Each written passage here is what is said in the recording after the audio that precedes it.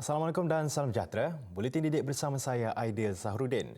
Sempena sambutan Hari Guru, Kementerian Pendidikan KPM komited dalam menghargai jasa dan sumbangan serta fungsi setiap kelompok warga pendidikan. Menurut Ketua Pengarah Pendidikan Dato' Azman Adnan, pada sambutan peringkat kebangsaan di Kuching, Sarawak, KPM bakal menyampaikan pelbagai anugerah termasuk 2 anugerah tertinggi dan 1 anugerah khas. Selain daripada itu, kita juga memberikan anugerah kepada semua kelompok guru. Ada 30 anugerah kelompok guru.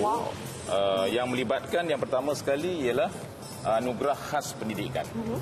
Yang keduanya ialah anugerah guru ikon. Yang ketiganya anugerah guru berwibawa dan yang keempat anugerah guru inovatif. 4 kategori anugerah ini melibatkan pelbagai segmen dan juga kategori guru.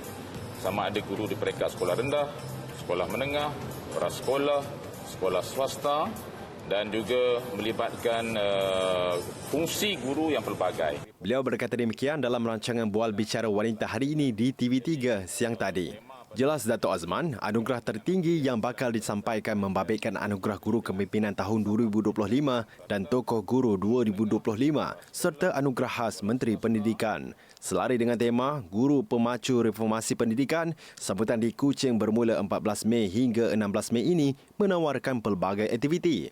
Sambutan kali ini juga memberi tumpuan kepada penyebaran usaha KPM dalam mempertingkatkan kualiti pendidikan melalui reformasi pendidikan yang merangkumi 6 agenda utama. Dan katanya KPM kepada 430,000 orang guru sangat tinggi dalam menjalankan reformasi ini di samping memberi perkhidmatan berkualiti.